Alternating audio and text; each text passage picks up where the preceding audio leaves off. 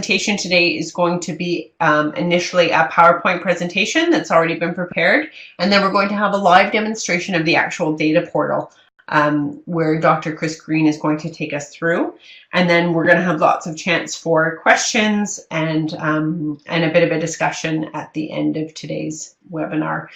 We do have an hour and a half today if we need it, and so we're welcome to take that discussion and get into the live demo and sort of have Chris do some manipulations for you if you like.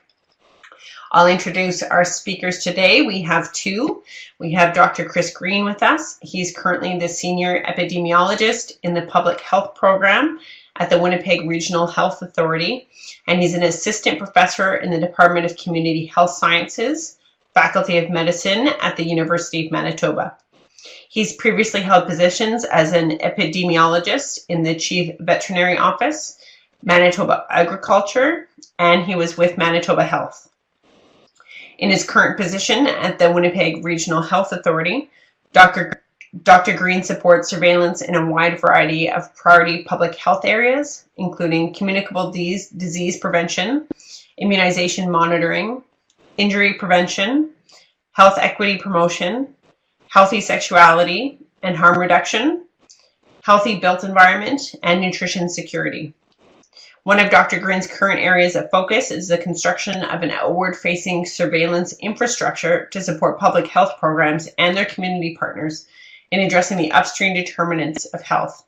In his position at the University of Manitoba, Chris teaches core courses in public health and applied epidemiology. We also today have Christina Mays-Nino, and she is a community animator at the Social Planning Council of Winnipeg. In her role, she works with committees, students, community activists, and organizations to monitor, analyze, formulate, and implement alternatives to social policies, programs, and services. She's coordinated here and now the Winnipeg Plan to End Youth Homelessness and Winnipeg's first street census in 2015. She's the co-author of the Winnipeg Street Health Report that was published in 2011 and has published 2 chapters in edited books in Decolonizing Planning and Poor Housing. Those are both in respective 2014 and 2015. She's also partnered with resident associations, planners, and Neighborhood Renewal Corporation in Winnipeg's inner city to develop 3 neighborhood housing plans. Christina has facilitated the Winnipeg Data Consortium since 2011. So she's an old hat here at the Community Data Program. So welcome to both of you, and thank you so much for taking your time and sharing this project with us. I think it's really relevant to everybody on this call. And today is kind of an exciting day because this is actually the official soft launch of this data portal. So welcome, Chris and Christina. Thank you very much. Can you hear us okay? Yes, you're coming through very well. And I think we're beginning with Christina today. Is that correct? Yeah, I'm going to start with a bit of background to the Winnipeg Data Consortium. Great, and I'll hand it off to you then.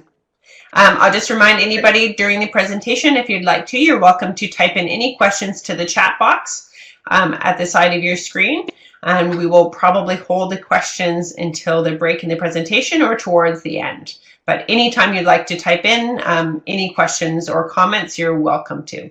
So, without hearing from me anymore, go. Thanks.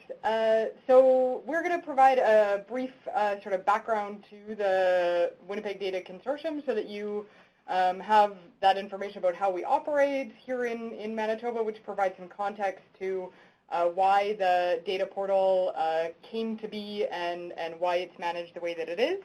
And then we'll provide some background to the data portal itself, and then we'll actually walk you through the portal. So the Winnipeg Data Consortium, I consulted some folks who've been involved in Social Planning Council for many years, and they tell me that I'm wrong. The Data Consortium didn't start in the 90s, it started in the 80s. And it started, I think as many consortiums have started, with 6 or 7 local groups saying we want to measure data over time, and we want to do it in a consistent way so that we don't need to debate what measurements we're using or the way that we're defining our neighborhoods, so we can make sure that we're actually talking about the same thing. So it started with organizations like the City of Winnipeg, departments within the province of Manitoba, the Institute of Urban Studies, really wanting to purchase consistent data. And so that has continued over time, of course, and so we joined the National Community Data Program when it made sense to, when it was started up, and allowed us to sort of scale up the amount of data that we could get. Here's a list of our current members, just so you can see the diversity. So we have a few nonprofit organizations, a number of government departments, and the Social Planning Council is the lead organization. And so we operate a collaborative model. It's my understanding that some consortiums across Canada have sort of the lead and others are members, but the lead agency tends to be the one sort of paying the bill for everything and then sharing with community members. That's not the way that we've operated. We really, Social Planning Council facilitates the consortium, and we share the cost of purchasing, of membership, and we meet pretty regularly, monthly, sometimes less, to actually share information amongst each other about data and how we're using the data. So there are a lot of benefits to this collaborative model and having a nonprofit lead. One is that we're sharing costs and invoicing various departments, organizations, and level of government. So it's difficult for levels of government or departments within government to invoice each other. We have that flexibility to navigate the varied administrative and sort of fiscal frameworks in order to do that. We coordinate with the province and the city on geographies. So we have geographies from across the province, including our health authorities and some other provincially defined geographies, as well as our municipal geographies. We're in some ways unique because we only have one sort of major city in Manitoba, so that makes it a bit simpler for us. It allows access to data and use of data for some of the smaller nonprofit organizations like Social Planning Council, but also our local Canadian Centre for Policy Alternatives is a member, some research bodies, Cancer Care Manitoba, that maybe aren't really heavy data users, but want a few things. And we can provide peer-led training and information sharing. So that's what social planning councils are really good at. We like to facilitate and bring together expertise around the community, and we're able to do that well. There are some challenges. There are huge differences in data capacity amongst our members, and the makeup of the consortium can sometimes be challenging. You have a number of folks that are just there for administration. They need to sign the agreement. They're the ones that make sure that there's money in the budget for the data. We also have data users and some quite expert data users. Sometimes there's different languages being spoken around the table. Departmental reorganization, so the province regularly sort of shifts the names and groupings of departments, which means over a 5-year agreement, we have to sort of figure that out. And then promoting and supporting data use within and outside of membership. So a number of members who come to the table, they might only want one table. They one of our members just needs the age and gender table because she needs to do that analysis for her department. Whereas others have a huge role in getting the data out to other members, or to, for example, our contact at the City of Winnipeg, his primary role is to create information that anyone can access publicly using the census profiles. So each of them have different data needs, and trying to sort of get others within their own organizations using data and really knowing how to do that beyond 2020, as we all know, isn't as user-friendly, especially for those who maybe a couple times a year need to look at it, and outside of the membership. So Social Planning Council works with a lot of community organizations nonprofits that don't have a lot of data capacity but do want information about their community. So that creates this gap that there is no one place where organizations and agencies can easily and inexpensively find the wide range of detailed neighborhood and local level information that they require to support their programs and engage the public. The Manitoba Collaborative Data Portal provides this. It provides a knowledge base to promote evidence-informed community discussion. This is our mission, planning and action to maximize health equity, social justice, public accountability, and environmental sustainability. And so we aspire to be a single place for Manitobans to find the data they need to support their working communities. We want to have a wide range of neighborhood and local level information that can support programs and policies, engage the public, conduct further analysis themselves, and better understand our province and the people in it. Okay, so I want to talk a little bit about what's inspired us for this project. And so one of our major inspirations has been PEG Winnipeg. I'm sure many of you are aware of the work that PEG has done. It's a community data portal which has been developed by the United Way here in Winnipeg, and they happen to be one of our project partners on the Collaborative Data Portal. And PEG very effectively uses indicators to track and measure the health and well-being of Winnipeggers over time from year to year, creating basically a virtual ongoing report card. So PEG contains some interactive mapping tools and other data resources, but more importantly, they very effectively contextualize these data with people's stories and experiences in ways that are meaningful and impactful. So this has been a real inspiration for us, and saying this is really important work that we want to build on with this project. How do I go to the next one there? Okay. So, with this project really wants to move from monitoring and indicators to action and tools. So we're wanting to build on the work of PEG by trying to put into place concrete data tools that end users can use to bring together a wide range of diverse data at the neighborhood or very local level, a set of data tools to support local action and planning. So in this context, we've had a lot of implementation realities trying to get this project off the ground. First reality we have is we don't have any money. We have no dedicated budget. And so the whole project was developed over the last couple months using in-kind contributions only, no external sources of funding.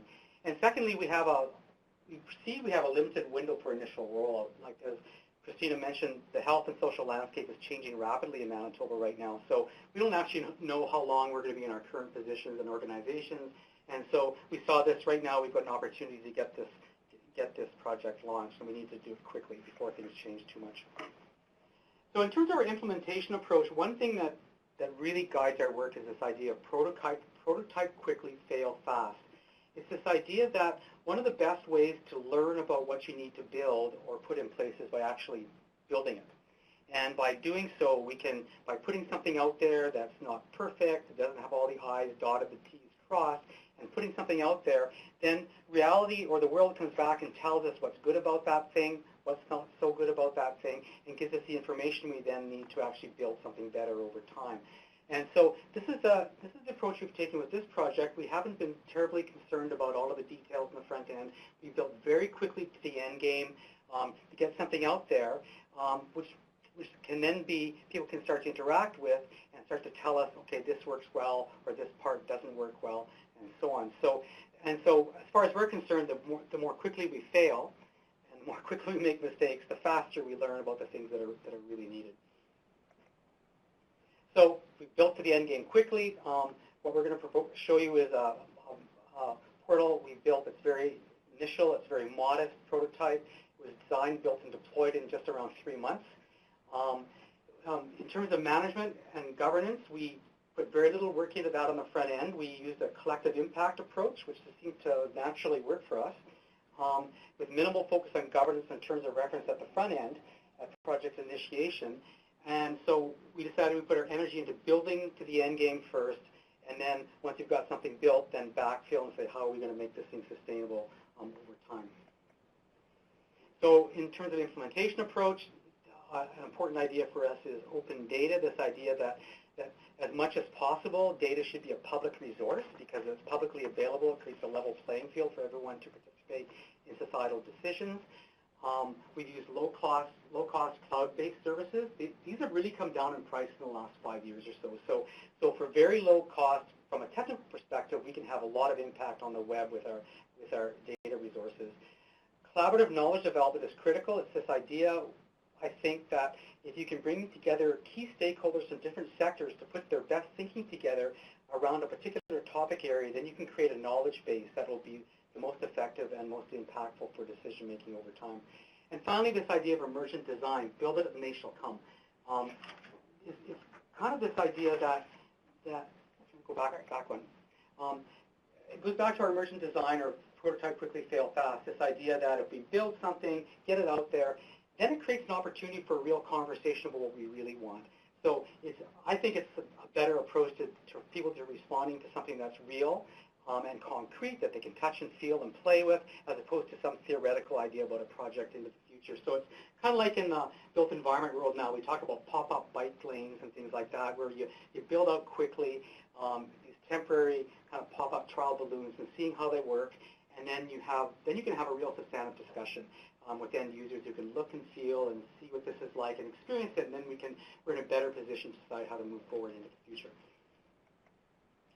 And another really important thing that's really struck me most of my career is the power of place, especially in urban areas, so that places have huge, fundamental, critically important impacts on people's lives and over long periods of time. So this map here is just an illustration of that. On the left, we have a public health map, a map put together by the Public Health Department in Winnipeg around 1910, 1920. Each of those dots on the map are cases of smallpox. And so if you know the geography of Winnipeg, you'll know that the highest proportion or the highest concentration of cases is happening in the Point Douglas area in North Winnipeg. On the right of the map, I did as part of my PhD thesis 20 years ago, looking at diabetes rates in Winnipeg. And you can see that the highest rates of diabetes are also occurring in the Point Douglas area. So, different disease, different population living there 100 years later, but for some reason, Point Douglas has retained its characteristics of a place that's not very healthy in terms of people's population health. So how did that happen over a period of 100 years? So I think this illustrates that in the work that we do, we need to make our data as place-based and local as possible to have impact. So in terms of the data portal structure we've built, if you look in the center there, it's basically a website that's hosted by the Social Planning Council of Winnipeg. At the top, we have a set of interactive mapping tools and dashboards that we built out using Mango Maps, starting to explore with ArcGIS Online and Tableau Public interactive dashboards. A big piece of this website or portal is links to other external resources, so that we can build out some of the data resources ourselves, but there's a lot of different data out there that other organizations have put together. Sometimes it's just hard to find that data, so we're wanting to bring that data all into one place so you can, someone who's looking for something can easily find the data that they're looking for. We've also built out a lot of user support materials, so we built out like 12 instructional videos, a lot of user support manuals and tutorials, documentation, a blog, frequently asked questions, and so on, so that when users go into the portal, if they have the time and the predisposition, they can be quite self-supporting quite quickly in terms of how to use the portal effectively for their work. And the other piece here is that we want to make the data useful for other purposes, so we're loading in a lot of downloadable data extras, so academics or other researchers or analysts can take the data out of the portal and repurpose it for their own needs, in terms of their own reports or their own analyses. One thing that I'm really excited about, though, is the thing called topic-specific knowledge portals. That's the green box at the bottom, and if you can go to the next slide here. So knowledge portals is where, as I mentioned earlier, is where I'm anticipating or hoping that we can bring together in one place a lot of information about a particular topic of interest that has been constructed by a intersectoral group of experts and stakeholders who know something about that area. And so these would bring together relevant background information on the topic, data tools like interactive maps and dashboards, and links to relevant online resources. So then this is a place where if someone needs information, for example, about housing or transportation, they can go there and they can come across a curated set of resources that will really guide them into good quality thinking about the issues around that topic. Okay. So this is our structure so far. As Chris mentioned, we didn't spend a lot of time working through terms of reference and really detailing out how our governance structure will operate. We've been, similar to the portal itself, we've been sort of making it work as it goes, but we do have a general structure, and the Social Planning Council is the backbone organization. If you sort of see yourself if you understand the collective impact model. Our role is to convene meetings. We provide organizational support and project coordination. We host the website, and we can be a visible project champion and lead. So depending on sort of the timing and what partners we're working on getting out, Social Planning Council can take that role in getting this out to a whole range of different audiences. And then we have a steering committee, so we have a number of sort of core partners who have committed some resources, in-kind support, or small dollars to things like paying the web hosting cost for the project, and that includes the Winnipeg Regional Health Authority, the Institute of Urban Studies through our University of Winnipeg, the Manitoba Centre for Health Policy through the University of Manitoba, and the PEG project through the United Way of Winnipeg. And then we have a brain trust, and this is the really exciting piece, is that we can use the data consortium, the local consortium that we have, as a community of practice. There's a ton of technical expertise around that table, and so we're able to sort of use that to support the portal moving forward, talking through responding to the portal itself, creating some data products, facilitating community capacity, joint learning, and being champions within their own organization, so that there's a range of community organizations and government organizations that really are selling the data consortium internally, and finding out how it will be used by a really diverse range of audiences. Okay, so we're going to jump ahead a bit so that we have lots of time to show the actual portal. But here are our timelines. So as Chris mentioned, over the past 3 months, we've been designing, building, and testing the prototype under the steering committee oversight. We've gotten some feedback from the community of practice from the consortium. This is our soft launch. It was great timing for us to participate in this national webinar, so folks can give us even more feedback. And then over the next number of months, we're going to really work to promote it locally, so provide some training, build some internal champions within organizations, likely have some sort of higher profile launch in June before summer hits. So over the summer, those who have a bit of extra time on their hands can do data analysis, because that's what we all love to do over the summer. And we can build out some of the more formalized things like an evaluation feedback strategy, building out some of the additional knowledge portals. So you'll see that we have 3 built out, but we could build some more, and start to look at what is going to make this sustainable over the long term in terms of a governance and business model. So that's it for the sort of opening part of the presentation, and we're going to move on to actually showing you the portal. But we said that we'd pause here for some questions if everyone has any sort of... Yeah, I think that's a good idea. So if anybody had any questions, particularly on this beginning part of the presentation, before we get into the live demonstration, if you have any clarification questions, go ahead and type them into the chat box now. If we don't see any come up, then what we're going to do is just move ahead to the, we're going to have Chris and Christina are going to share their screen so they can actually just take you through a live demonstration. Okay, so there's a question from Waterloo Region asking about the budget for the data portal. So what was your budget for the data portal? Do you want to speak to that? Yeah, our budget for the data portal was $0, right? So we used in-kind contributions from our different organizations. Now that doesn't mean that it didn't cost any money, right?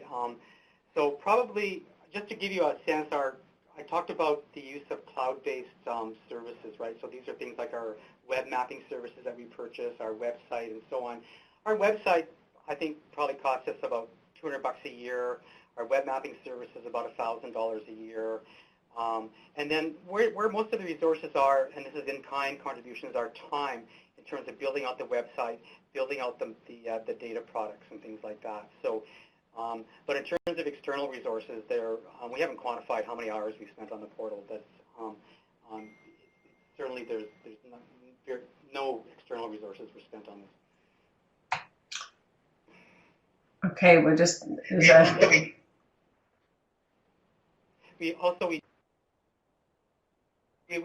I should also mention that we did have a GIS contractor that we used.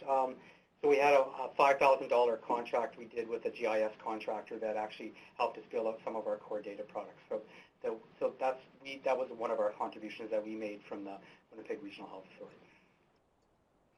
Yeah, so that was really a task of pulling resources out of the expertise and skills and just anything anybody had access to within the consortia. Is that right? That's right, yeah. That's right, yeah. So we've done some of this work before, so we kind of knew how to do it, and instead of going to try to get external funding and trying to line all of that, we decided to leverage what we've got to try to make something happen in the short term. Now, is there any sort of prospective budget for this? Do you think that this is a project that could have a budget allocated at some point in the future? Is there any intent to try to set that up so that it would be an independent project with an independent budget to go forward? Or are you you're just going to push forward?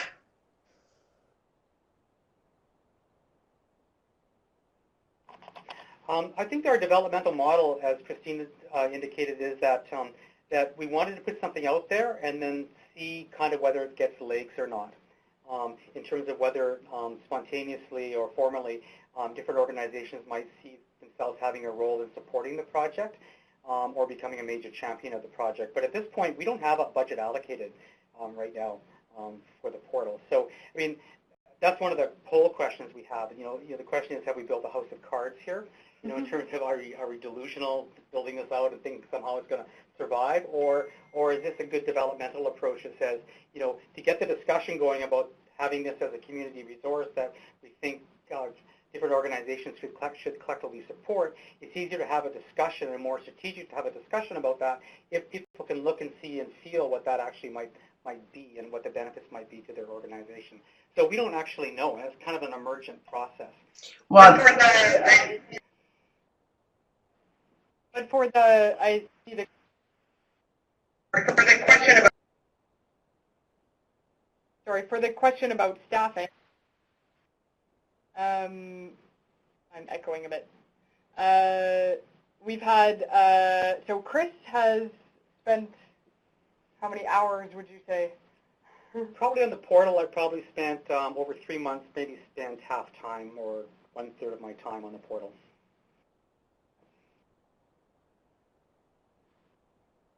So 0 full-time employees, 1 half-time, and then myself, I would say maybe 10 hours a week or 5 hours a week or so on it. okay, thank you for taking those few questions. I think we're going to move on now. So, of course, we'll have lots of time at the end, but I think I want to get into this live demonstration. So just bear with us for a couple of minutes as we pull up the next screen. So I'm going to close off the presentation for now. Chris, do you have the controls there now to get your screen up? Yep, I do. Great.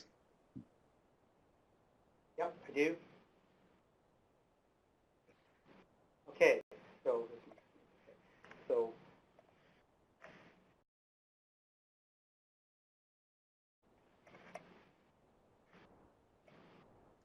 can I get some feedback? Yes, that's up and working in live time. So that's great. Chris, we did have one question about City of Calgary's having a hard time hearing you, so if you can just speak closer to your phone mic, that would be helpful. Okay.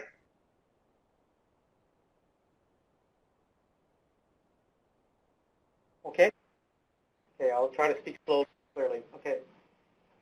Okay, so the as I mentioned before, the portal, we've designed it to be as so that users can be as self-sufficient as possible in terms of knowing how to access portal resources and using the data tools competently and intelligently.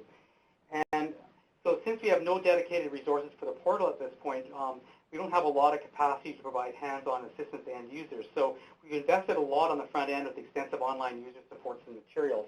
So if we click on our Getting Started with the Collaborative Data Portal here, one of the first things you'll notice is we've put together a video, and what this video does is it walks users through how to use the portal and what all the components are. We've created a total of 12 videos for the portal, which help walk the users through how to use the different tools that are available. Mapping tools are the centerpiece of this portal. As I mentioned before, where place-based analyses are really important to us and we think are critical. Under our web mapping, we have created a set of interactive maps, which I'm going to show to you in a couple seconds on how those work. But I also want to point out that we've created a detailed data dictionary for all the layers in the map, extensive user manuals, and a set of video tutorials that allow users to become self-sufficient quite quickly. We've also created a page here that allows users to learn how to use Google Earth to use the spatial resources within the portal. And then we've also put together a map gallery. And this is one of the things we've found is that often paper-based maps are really useful for organizations to plan and work with. So once you print a map out, you can put it on a table and you can write on it and put sticky notes on it and hang it up on the wall and those kinds of things. And those are often more sophisticated and useful in certain contexts than web-based maps. So for example, here's a map of median before tax household income in Winnipeg. They click on it, it downloads it as a high-quality PDF, and this map here could be printed out in large format, 2 feet by 3 feet, and would be very high quality. We produced a number of other maps for Winnipeg, percentage of the population Aboriginal, recent immigrants, and so on, and then some maps for rural Manitoba as well. As I mentioned before, the thing that we're kind of excited about is this idea of knowledge portals. We put together 3 draft knowledge portals. One is really, the transportation one is under construction right now. One I'm going to show you is our housing and homeless one. Christina, do you want to talk about this one? Because you put a lot of work into it, and then I'll show the dashboard. Sure. So we do a lot of research and work on housing and homelessness at the Social Planning Council and with our partners, often with the Institute of Urban Studies. So we thought what a great way to sort of show all the research that we're often using and put it in one place for other partners. So there's a very brief background to what the purpose is. We have a number of data and tools, so we just explain what's there so that people know what will be on there. And we've really put a lot of thought into what sort of data we can provide that is that people can sort of use and play around with. So it's not just stagnant reports. Reports are great. Social Planning Council does them all the time. But how can we provide the data from the research that we've done in a way that people can ask questions of that data and get the answers themselves instead of us having to do it? So I'll show you, Chris has found this Tableau public, and so this is a dashboard of data from our 2015 point-in-time count in Winnipeg. So we load the data as an Excel file, and then you can click on any particular piece of data, and it will show you, it will sort of do some calculations, and then every other piece of the dashboard will adjust accordingly. So this is the data only for those who are staying in emergency shelter or transitional housing during the street census. And then you click again, and it will change back. So this is a way that people can, instead of having to call me to say, I just want the data for youth, this is a way for people to actually pull that data themselves. We also have we want to make it as provincial as possible, so there are other points in time counts across Manitoba, and we'll try to find ways to make that data also more sort of user-friendly. And then we have links to the many various housing and homelessness reports that have been done by various partners in the community, so that there's all of the local research is in one place, so that people don't have to look on a million different websites to try to find it. Yeah, so we've also built another knowledge portal looking at food and nutrition security, and we have a food desert map that we built into here and so on. So this is where we want to bring together all of the different data we have about a particular topic with the expert knowledge of stakeholder groups and individuals to actually curate or create an experience where people can actually quickly get up to speed on a particular topic area and serve themselves the data that they need for their particular project that they're working on.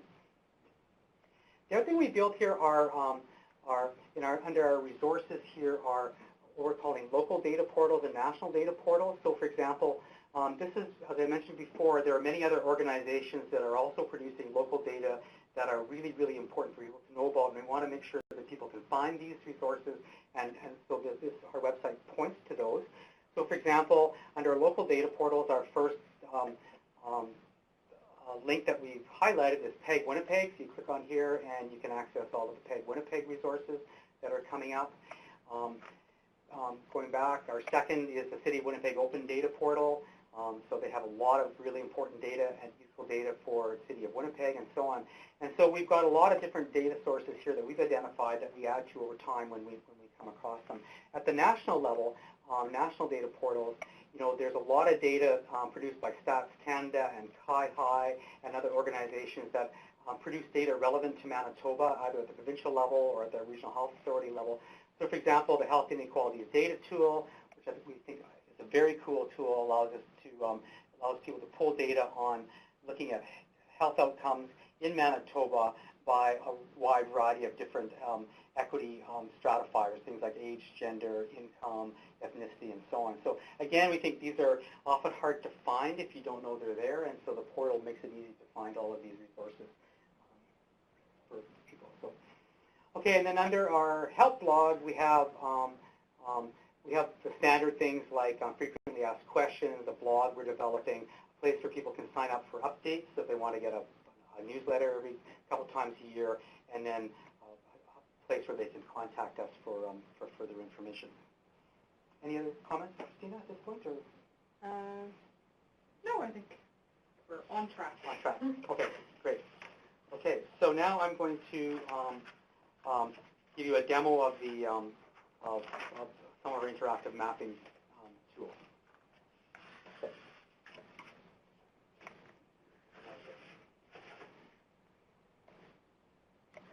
So we go up to our web mapping. We open up our interactive web maps. We've created two major maps. One is for the Winnipeg and Winnipeg region, and the other is for the province of Manitoba. And I'm going to open up the Winnipeg region health map, or Winnipeg map. So while this is loading, I just wanted to show you the data dictionary that we've built to support our mapping. And our data dictionary, as I indicated before, we're trying really hard to give very extensive documentation about each of our layers. So we provide information on the data source, the method of calculation, data limitations. And one thing that we do with everywhere we can is we create links to the original source data. So here we're looking at the layer for median household income. And so if we click on the, sorry, that's not median household income. This is the North American Aboriginal Origins. And if we click on the link here, it takes us directly to the Stats Canada topic for that, where there's lots of information about how that data was developed and calculated. The other thing, though, on our data dictionary is that this is where we make our data extras available. So, for example, here, it's from this data dictionary entry here is where someone can download the shapefiles for either Manitoba or the Winnipeg Health Region for that focuses on Aboriginal origins. And so this is where a researcher or an analyst can take this data and take the data and repurpose it for their own needs. The other thing I wanted to show you on here as well was the video tutorials. We created a series of 12 video tutorials, and these give users about a 5 to 10 minute tutorial on how to do every function within the mapping programs you develop. So, how to navigate the interface, how to turn layers on and off, how to use the search bar, how to identify features, how to measure distance and area, and so on. So if an end user is stuck, they can go to the video tutorial and quickly find out how to use that function in the map. Now we'll look at the map itself. And so this is the Winnipeg Health Region, which is the city of Winnipeg plus the municipalities of East and West St. Paul. And this map has all of the basic functionality you would have in a regular based web map that you're probably used to navigating. So you can zoom in and zoom out. The layer that we have loaded on here is the median household income from 2015, illustrated at the dissemination area level for Winnipeg. And so if all of our layers are clickable. So if I click on a particular layer here, a particular geography here, what we can see here is this particular geography has a median household income of $25,216, which is considerably lower than the city of Winnipeg average of $68,000.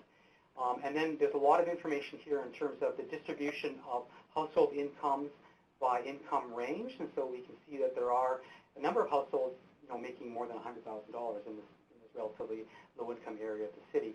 And again, all of our layers, you can click on we have hyperlinks here, so you can go back to source to see how this data was calculated. And we also have calculated here the number of individuals living in low-income households in that area by age group. If we like this map, for example, we could print it, and Mango Maps actually does a very nice job of creating high-quality prints that you can save this out as a PDF, or you can copy it into a PowerPoint presentation or whatever.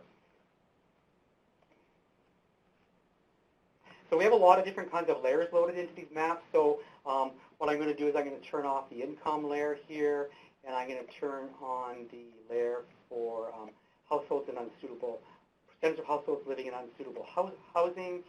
I'm going to turn on my neighborhood boundaries for Winnipeg. Come on, I'm going to zoom into the downtown area here. And I'm going to zoom into the West Broadway area. And here I can click on any of the sub-areas within the West Broadway neighborhood. And here I can get very detailed information on the housing conditions in that area. So you can see that 14% of the households living in this particular geography are living in unsuitable housing, compared to 7.545% for the city as a whole. And then we have a lot of other housing information here, things like the number of renters and owners, housing type, the year of construction, households requiring major repairs. And again, as on our other links, a lot of hyperlinks to the source data or additional information that would help the end user know how to use this data intelligently.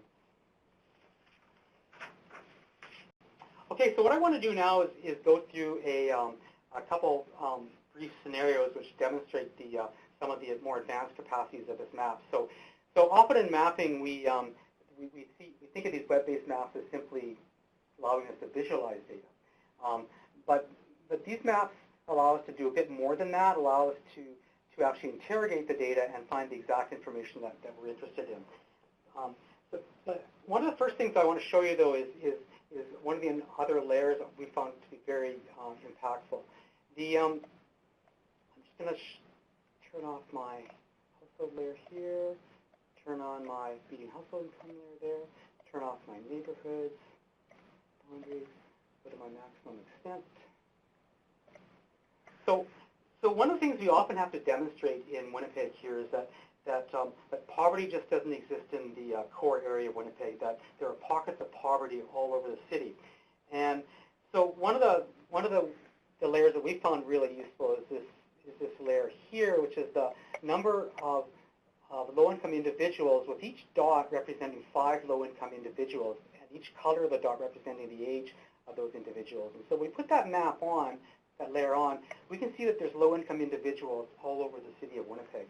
And if we zoom in to the core area here, or more central Winnipeg, just give the map a second, we can see that there are pockets in the green here of low-income seniors, there's pockets of low-income kids, and so on. So this is a very effective way of communicating to ourselves, to our stakeholders, to the public, that when we're talking about low-income individuals or people living in poverty in Winnipeg, they really are distributed all over the city. So the other thing we're asked to do is to, and we need to do, is to understand the characteristics where our clients are living or our individuals are working with are living, and we need to know more about those neighborhoods to work with them effectively. So what I'm going to do is I'm going to actually search my own address here. I've turned on the neighborhood boundaries for Winnipeg. I'm going to type in my own address here.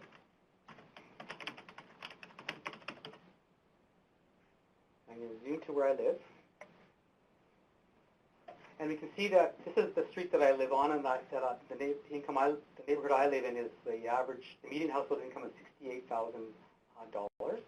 And if I wanted to see what it looks like on the ground in my neighborhood, I can use the Google Street View that's built in here, and I can put that right there. I can launch my Street View. And this is the street that I live on, and that's my house right there. So it was important to understand kind of what's going on the ground, what it looks like. The Street View that's built into the mapping software makes that really easy to do. The other thing that's useful to do here, though, is that I might want to know kind of more about the neighborhood characteristics here. And so one of the things we've done is we've linked our data to the City of Winnipeg census profiles that they've developed. Peter Marr did this for the city. They're very well done. And so I can turn on what I call neighborhood smart layers, that little red star that appears here. I click on that, and I click on the census link, and up comes the census report developed by the city for that neighborhood. So then I can get extensive information on the age structure of the population, the ethnicity, housing conditions, and so on. This is only for 2011 right now, but hopefully these will be updated soon once we get the new data through the consortium. Okay, another scenario that I want to show you is I'm going to turn off my neighborhood boundaries, and I'm going to turn off my zoom out. You can imagine sometimes in large cities, you have what are called boil water advisories. So, for example, where water becomes contaminated in a portion of the city, and we have to let people know that they shouldn't be consuming water in that area. And we might have to interact with key institutions or organizations so they can protect the students or clients that they're serving. So, in this case, in this hypothetical scenario, we're going to assume there's a boil water advisory for Winnipeg, and that we have to contact all of the schools in the risk area to let their principals know that they shouldn't be, the students shouldn't be drinking the water out of the drinking fountains in the school. So I can put on the school layer here, and what I'm going to do is I'm going to do a query for all the schools in the downtown area, because these are schools that we have to communicate with as a result of this boil water advisory. So put on my query tool, I'm going to query for schools, and in this case, I'm just going to draw a simple buffer area around our risk area for the boil water advisory. I can get my results.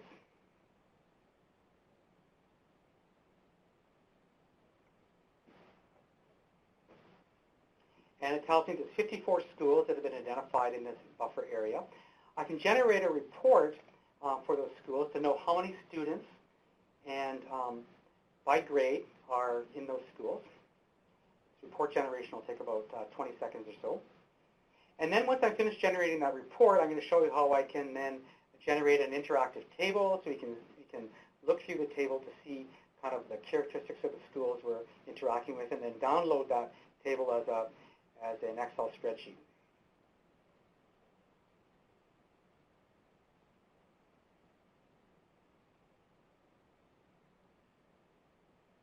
So there's our school report. We can see there's a total of 18,321 students in those schools, and we can see the number of students by grade in that school. So what we can also do is take a look at that table, an interactive table, a line level table, and so we can see each school, and we can see their phone numbers and the number of students by grade. Or if we wanted to use this offline, to create a phone out list so we can connect with all the schools. I can download this as a CSV file and bring this into Excel. And then I can work with this data set offline, which is really nice. So you can how to use the map then, not just visualize data, but also to pull data out for supporting our work. I'm going to show you one more scenario here. We'll go back to our schools here, and I'm kind of stuck on my menu here because of the Adobe Connect. Can I move this guy? Great, there we go. Okay, reset. So in this case, I'm going to zoom to a particular school. So in this case, school here is Gordon Bell High School. I'll click on the school. And you see this is Gordon Bell High School. We can see the number of students by grade. And in this scenario, Gordon Bell High School wants to describe the population characteristics of people living within 1 kilometer of their school in order to plan their outreach programs. So what I'm going to do is I'm going to do a quick query here and identify the size of the population living within 1 kilometer of Gordon Bell High School. So I'm going to select schools.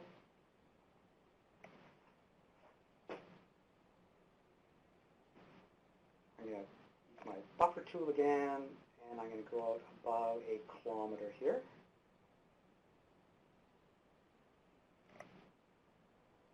Actually, I don't want to query my schools.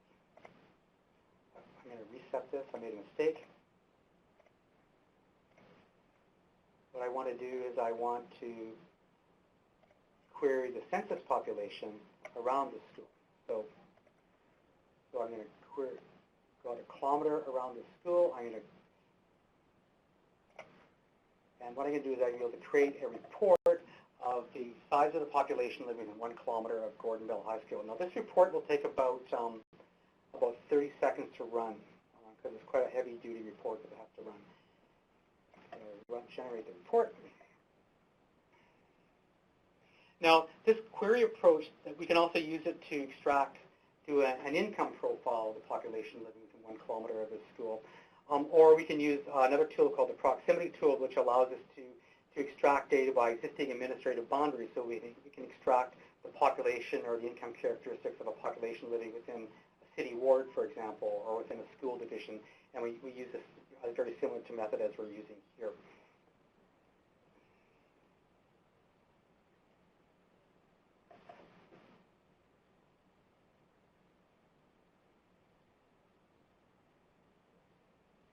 The report will come.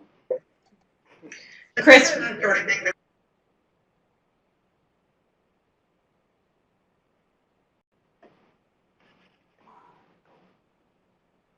This is the sort of thing that we're asked to do pretty often at Social Planning Council. So there's a community organization, a nonprofit, a renewal corporation, and they say, tell us about the neighborhood around us. And sometimes we do that through referring back to the community data program and looking at sort of some approximates. And this is similar. So this approximates the area around it in a really flexible and really useful tool. I know Chris always sort of says, oh, it's taking too long, and then I think about how much time it would take me to put that together without this tool, and I think it's incredibly fast by comparison. So here we got our population report around Gordon Bell High School. We can see within 1 kilometer of Gordon Bell, there's a population of 21,731 individuals according to the 2016 census. We can see the proportion of those by broad age group here. We can see that probably 2/3 of the population is living in income quintile 1, which means they're living in very low income circumstances. We can look at the walkability of the neighborhood, so it's quite a walkable neighborhood. And then we have a detailed breakdown by age group and gender of the population for that area. So if you were planning an outreach program for this area, you would now know a lot more about your catchment population than you would have known otherwise. So as Christina said, sometimes it takes a while to run these reports, but if you imagine if you try to do this manually, it would take you perhaps several days to do the same kind of work. So anyway, so that's the end of the demo of the the mapping software. It gives you some sense of the kinds of capacity that it has, allows us to go beyond visualization. Thank you so much, Chris. I think this is a really powerful tool. There's some questions coming up now about specifics. Before we get into those, I just wanted to ask you to speak to the potential to have sort of additional local data be added to this on an ongoing basis. You know, if somebody is producing their own data, if any of your partners are producing their own data, what is the potential to have that be added into this database?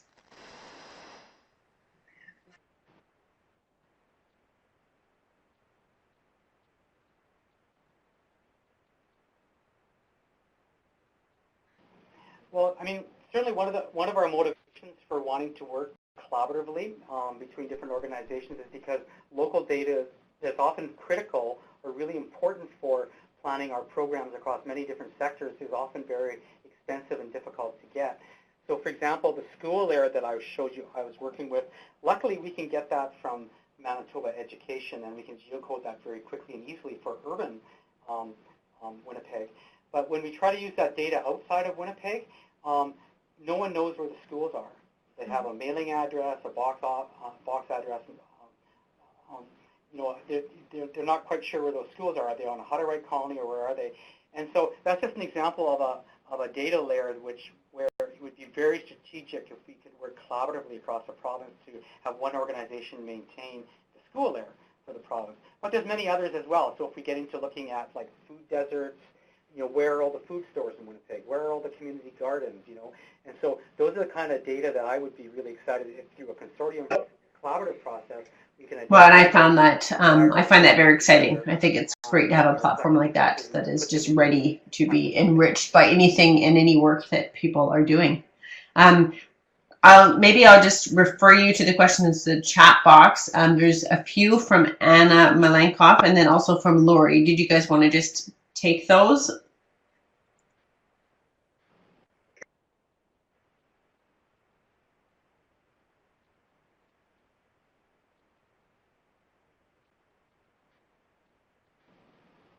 Okay. Okay, so I'm seeing from Anna, you've got two questions. What is the platform for the application? And who has access to the tool? How is it being maintained, updated, and so on? So the platform for the application, we built our website out in Weebly, which is a very simple web builder. And then for our mapping program, we use a program called Mango Maps, which is a very flexible tool for building out interactive maps. It's very inexpensive to deploy and very easy to use. Do you have any comments? Well, and then for the other questions about who has access, it's now it's a public website, so everyone has access to the tool. And how is it being maintained and updated? As Chris said, that's something that we need to work out as we go. We imagine that the community of practice will be sharing those responsibilities. So as someone is creating a new resource, we'll make it as consistent as possible so that we can update it, and then we have this data that our members are all pretty high proficient data users, so we can create that amongst the various organizations. So it's a really distributed way of updating information. We've thought about ways to make that. We know, sometimes that falls apart, and so our goal is at Social Planning Council, we have that long-term capacity to, we could hire a summer student every year or those sorts of things. But that's something that we need to work out as we move forward. Okay, there's a question from Lori here. How is the data pulled in the back end that accounts for partial DAs within the radius and compiling the census results? That's a really good question. And Lori, I've got a really good description of how this works on the site itself. So if you go onto the under the web mapping menu, there's a menu item called queryable layers, in which I describe in detail how we build out that matrix of data points that's used for making estimates of population and income around particular geographic areas. Basically, we're attributing data from dissemination areas to dissemination block centroids on a population-weighted basis. And it's described in detail there how that works. So it's imperfect, but it gives a pretty good estimate of what's going on, and as you work with larger and larger geographic Yeah, areas, and then there's it identically replicates what you would have if you had the actual data for those areas. Sorry, I was just going to say, yeah, and then the next question, which is about who sort of is making the decisions for the topics for the knowledge portals, as well as what data and info can come in. And I just add to this question and say, you know, how much control and oversight is there going to be, just to make sure that you have a certain quality of program happening.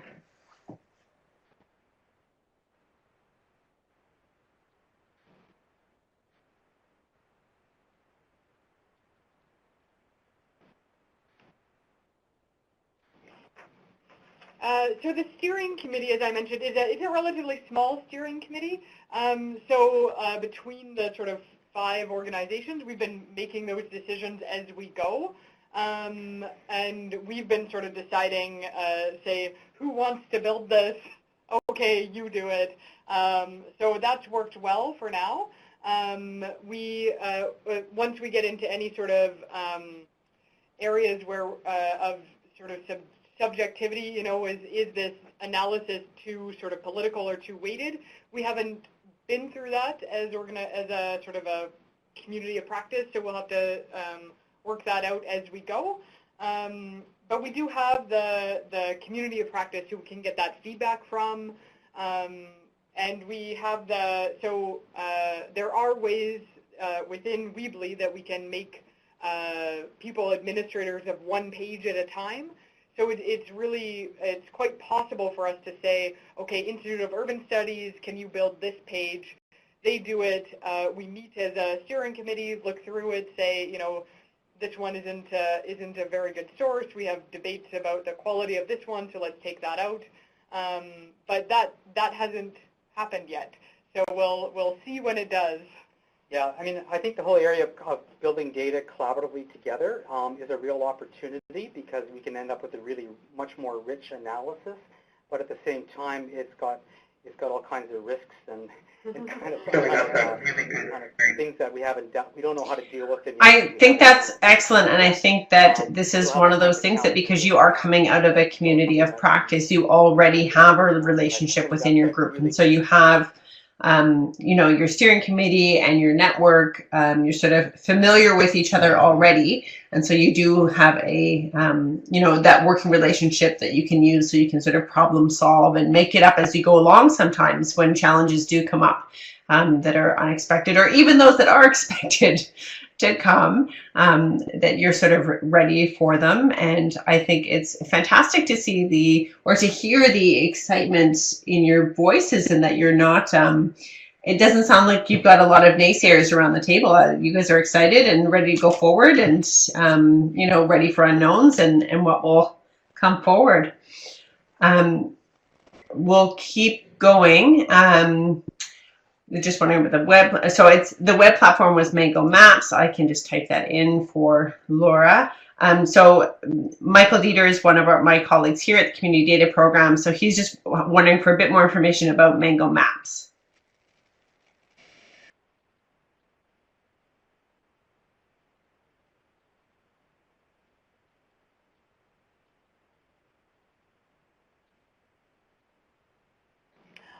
We chose Mango Maps because it was a lot more open than ArcGIS Online for us, right? When we first started developing our mapping work, we were developing it exclusively for use within the Winnipeg Regional Health Authority, so we wanted to be able to lock them down.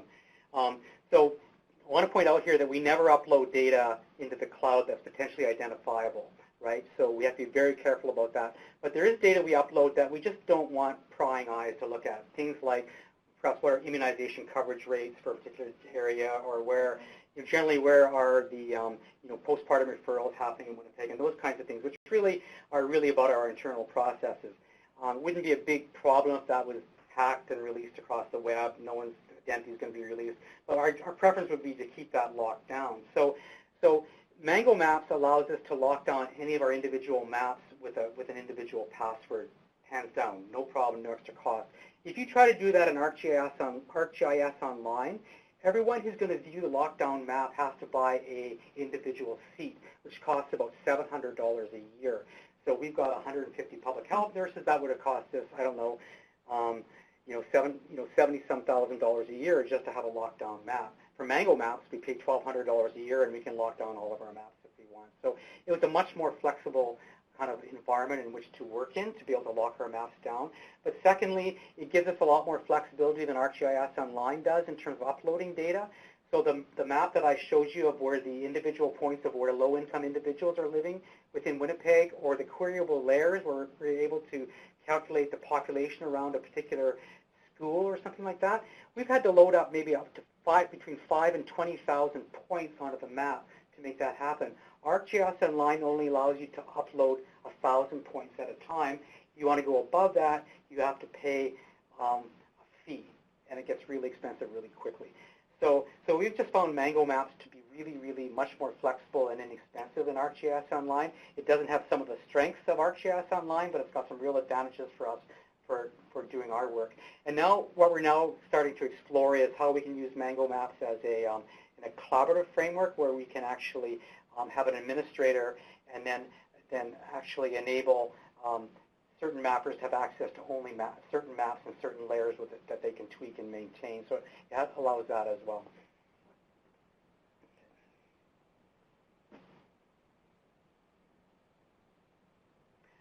So Michael, you're asking again, were those the two main candidates we explored, or did we look at others? Those are the two main ones we looked at. Certainly you have to look at ArcGIS Online if you're doing web mapping. That's the main one that's being used.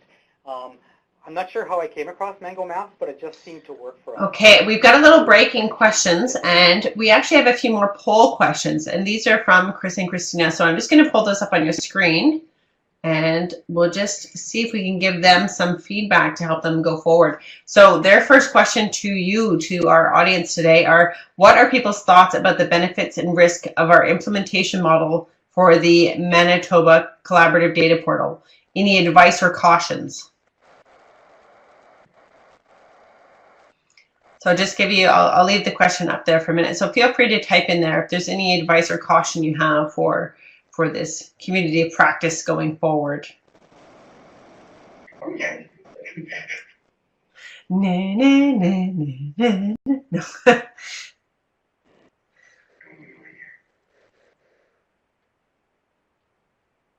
I'm going to, I haven't done this before, but what I'm going to do is I'm going to broadcast the results so that everybody gets to see everybody's answers. Hopefully that is working.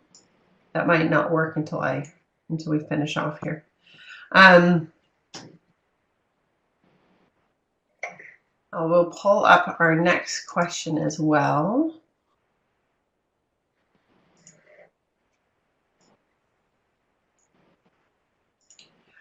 Our next question is, are there other data dissemination tools like Mango Maps and Tableau that people are aware of that could be useful for a project like this data portal?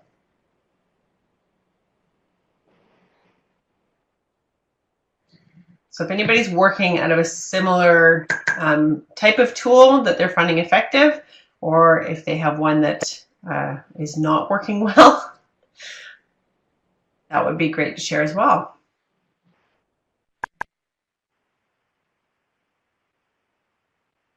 Does someone want an answer to that? Yeah, we're just waiting to see. Did you want to speak to the questions, Chris? Does someone want an answer around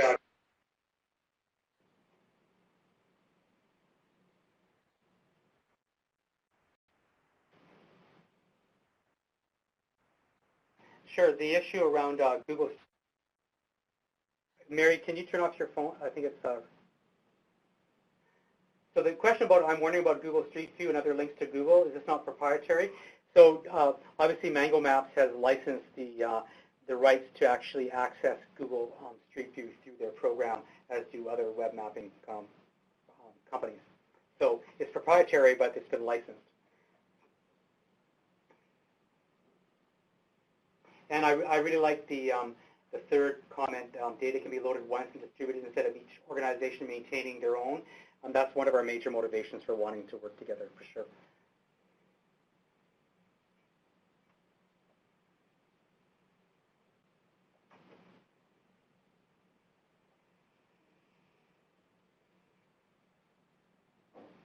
The first comment, it's great. I like the lean, collaborative, get-it-done approach.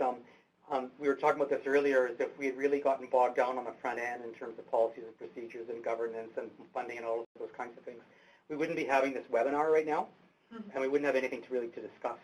So, so this is the point, I think, is where, you know, we've taken a risk, I think, and sometimes I think we've built a bit of a house of cards in a way, but at least we built this pop-up kind of portal that now gives us something substantive to talk to our partners in terms of, is this something that's useful? I think that makes sense, Chris. I like what you said earlier about you're sort of seeing if a champion will come forward, and you know, now that you have it built and that people can see it and get in there and manipulate the actual tool, that champion might come forward because they know now what they're actually championing. Right. Yeah.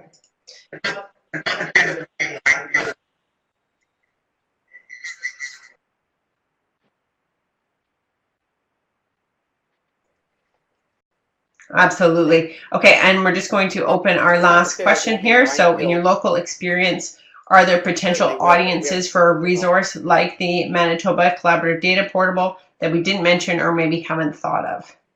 So we're thinking about the audiences for this resource. If you have somebody within your consortia or somebody you're working with that you think could be making real use out of this, you can let them know. Obviously, in Winnipeg, we see there's a really strong health connection. So please feel free to share if you can just think of anybody else that this makes real sense for.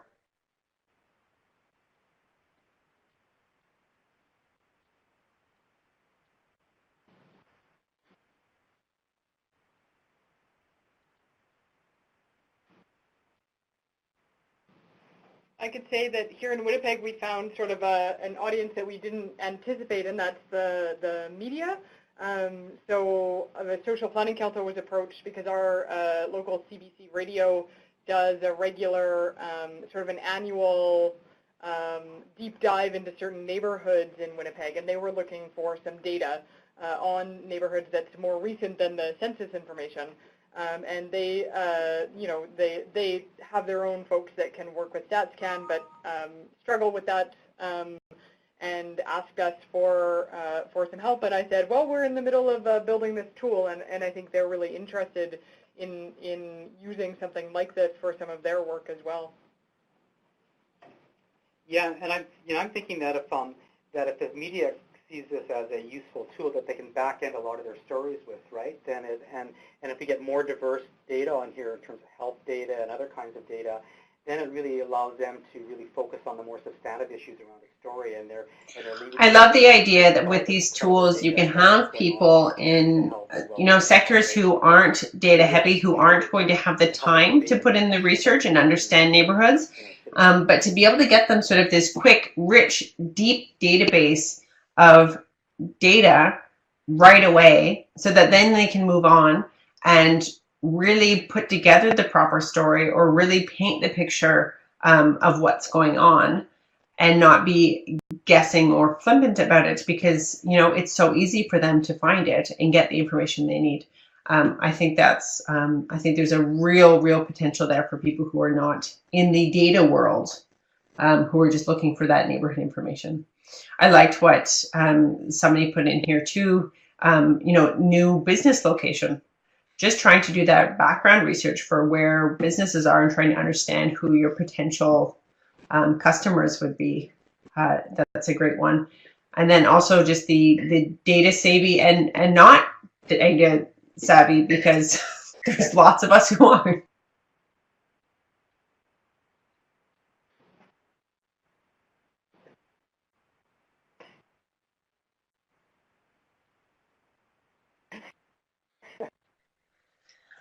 Okay, I think we'll just give anybody a last chance here. We're coming up towards the end of our time. If anybody has any other further questions, please feel free to put them in our chat box right now. Chris and Christina, I want to thank you so much for just taking this time and doing this. And I think congratulations as owner. I think this is a huge project and I think very ambitious. And so I'm really glad you guys took it on as a community of practice and that you're pushing forward with big projects like this. Yeah, I just like to mention that.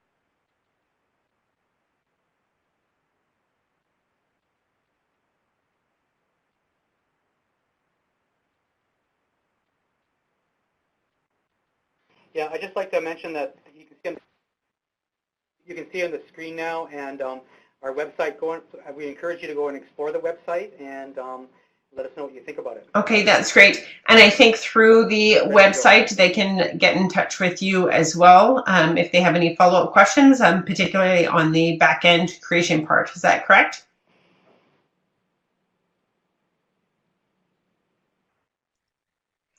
All right. Well, thank you very much again to Chris and to Christina. Thank you to Julie Lamb, who is my colleague here at Community Data Program, who gets a lot of our registration and our setup here. And thank you to all of you for coming and participating today. I hope that this was a great of interest to you just to get a peek into what's going on in Manitoba. And I hope you get a bit excited about this and push forward with some of your own projects. Please check out that website sometime in the next couple of days. Have a look around. You know, you can play with your own layers, make your own maps, and hopefully it will inspire you to move forward with a project that's going on in your own community. So thank you, everyone. Okay, thank you very much.